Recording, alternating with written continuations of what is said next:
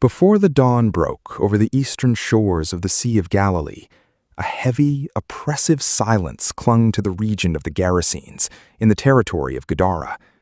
This was a land of the Decapolis, a federation of 10 Gentile cities steeped in Hellenistic culture, Roman influence, and pagan worship. Here, the hills rolled sharply into the freshwater sea, and the cliffs were pockmarked with limestone caves. These caves were not meant for the living. They were tombs, dark and cavernous, holding the bones of the ancestors. Yet, among the dead, a man lived. He was a creature of absolute torment, a tragic monument to human suffering. The local villagers had long forgotten his true name. To the mothers who hushed their children at night, he was a monster.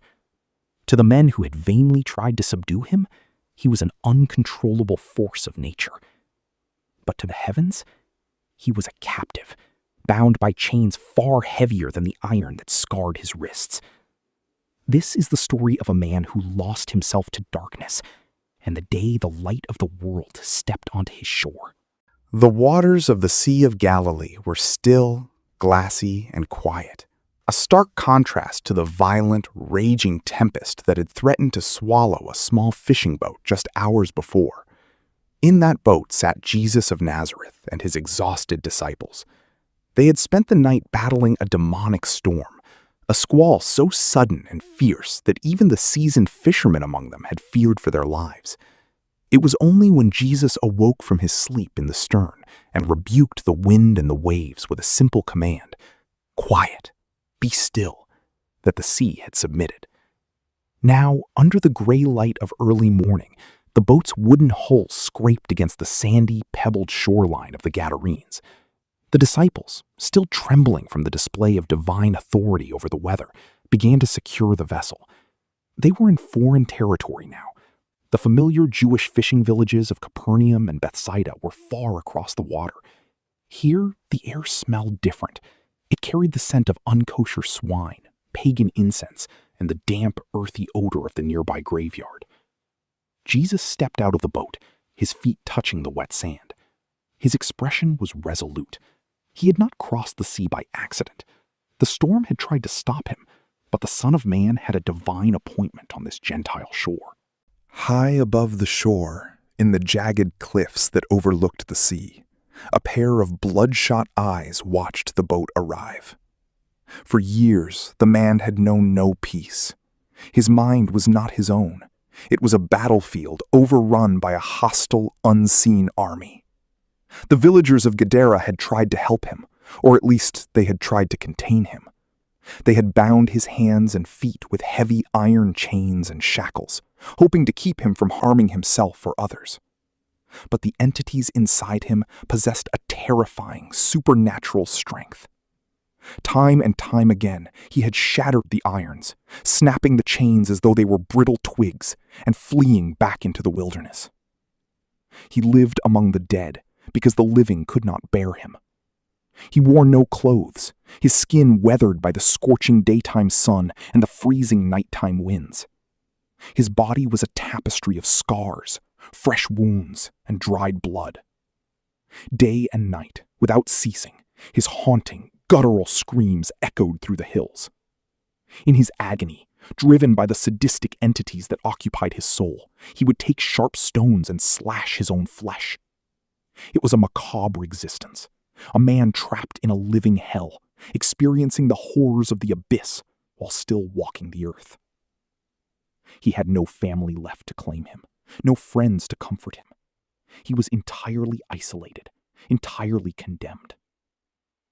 But as the man saw the solitary figure step off the boat onto the shore, something shifted.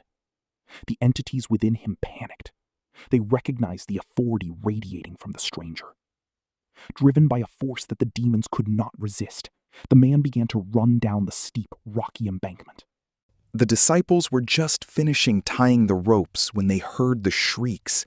Peter, James, and John looked up, their blood running cold.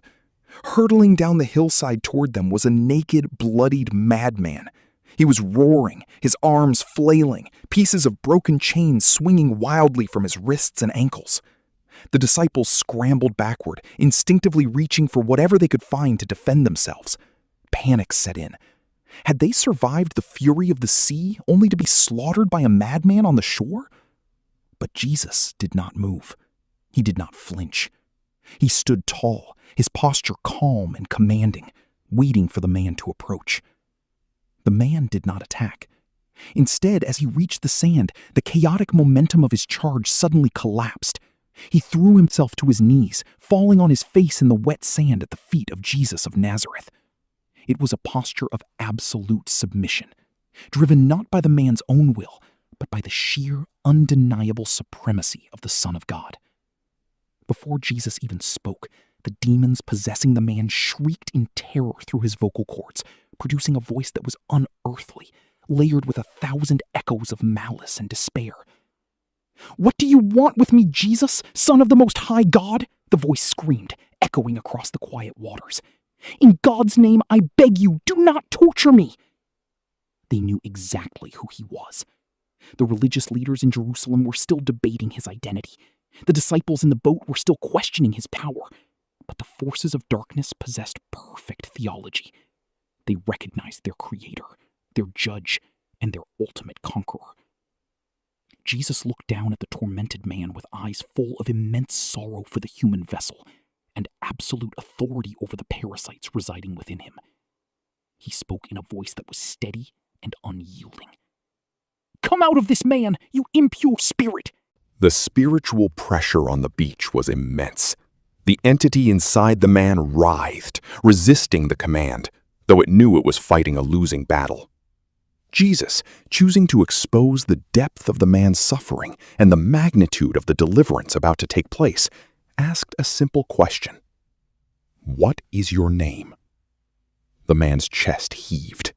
When he spoke, the voice was a horrifying chorus of overlapping whispers and roars. "My name is Legion," the voice hissed, "for we are many." The word hung in the air, chilling the disciples to the bone. Legion. It was a Roman military term. A full Roman legion consisted of up to 6,000 heavily armed, highly disciplined, and ruthless soldiers. By claiming this name, the demonic forces were declaring their vast numbers, their organized cruelty, and their complete occupation of this man's soul. He was not just possessed, he was an occupied territory, garrisoned by an army of darkness. The demons began to beg. Stripped of their pride and arrogance in the presence of absolute holiness, they pleaded desperately with Jesus. They knew they had no right to remain in the man, but they dreaded the abyss, the ultimate prison of eternal darkness and torment reserved for rebellious spirits. "Do not send us out of the area," they begged. "Do not order us to go into the abyss." High on a nearby hillside, overlooking the dramatic scene unfolding on the beach, a massive herd of pigs was feeding. There were about 2,000 of them, rooting in the dirt and grazing on the scrub brush, tended by local herdsmen who were watching the commotion below with growing alarm. To the Jewish mind, pigs were ceremonially unclean animals. To the Gentile inhabitants of the Decapolis, they were a significant source of wealth and a staple of their economy. The demonic horde, desperate for a physical host to inhabit and terrified of being banished to the void, saw the herd. "Send us among the pigs," the voices pleaded through the man. "Allow us to go into them." Jesus looked at the vast herd on the hill, then back at the man groveling in the sand. With a single word, he granted them permission, establishing forever that the soul of one human being is worth infinitely more than a mountain of earthly wealth. "Go." Instantly, the man collapsed into the sand, his body going completely limp. The deafening spiritual noise that had surrounded him vanished, replaced by a profound, echoing silence. But the silence was short-lived.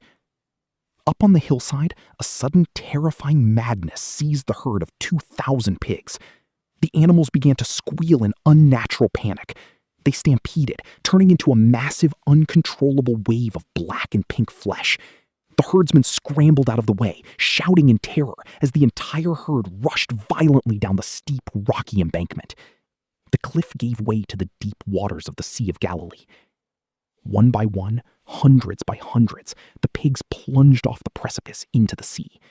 The water churned violently as 2,000 animals flailed, choked, and sank. Within minutes, it was over.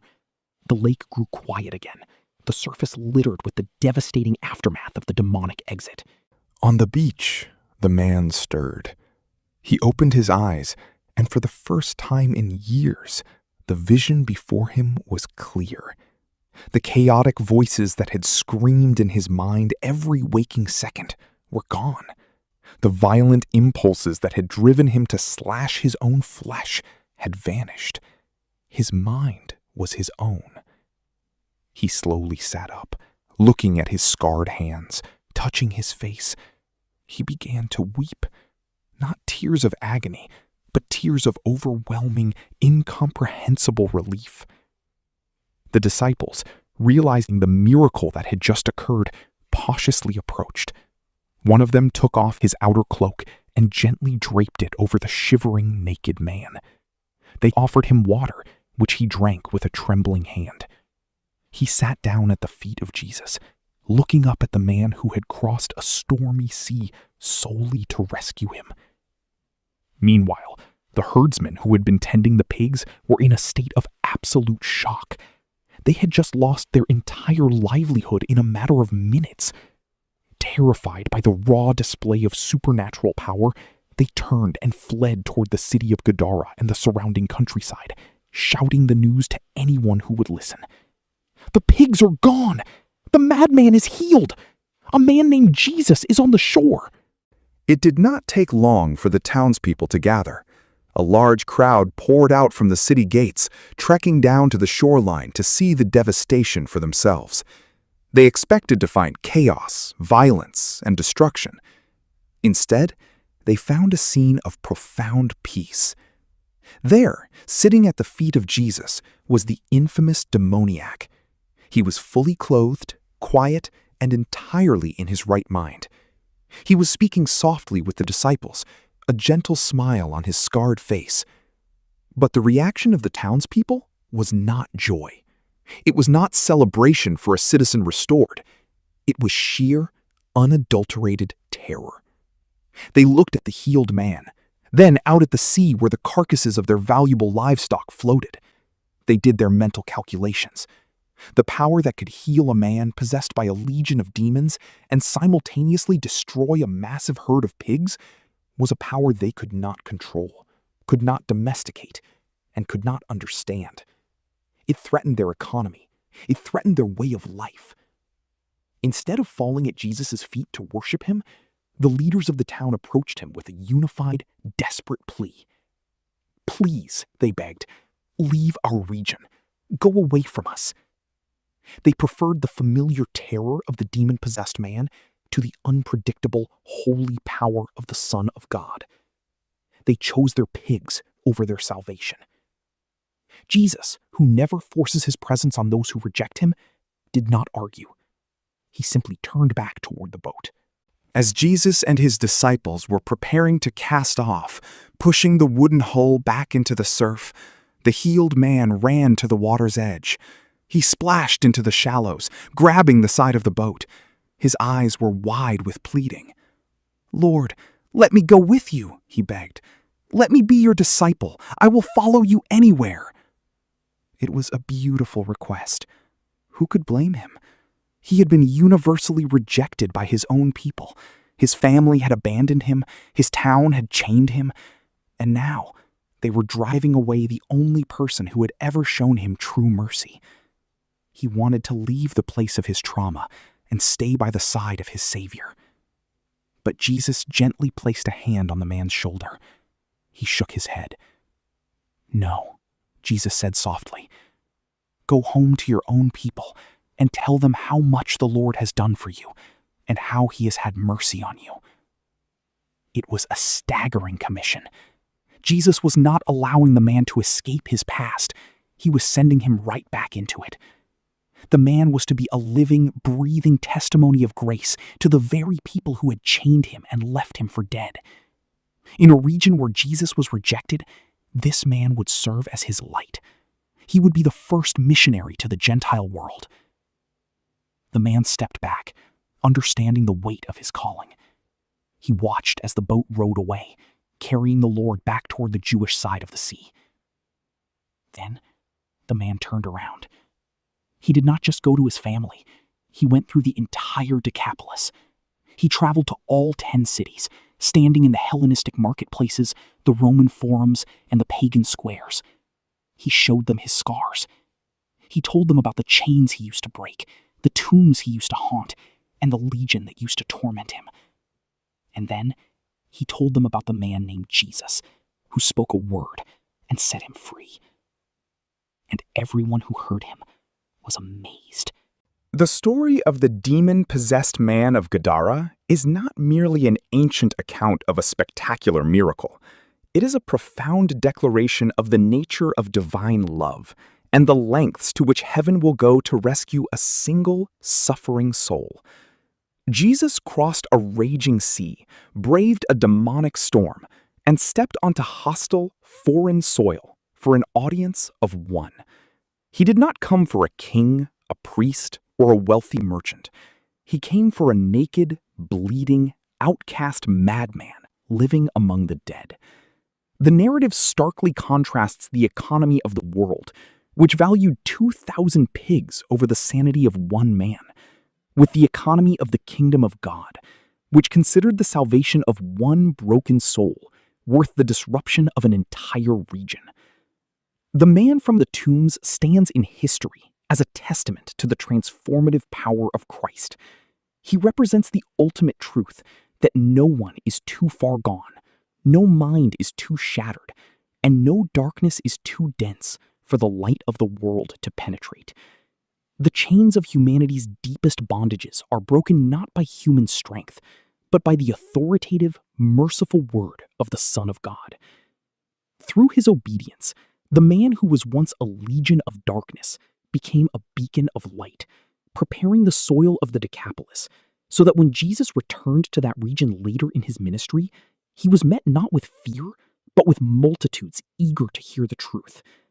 The man's life remains a timeless echo of grace.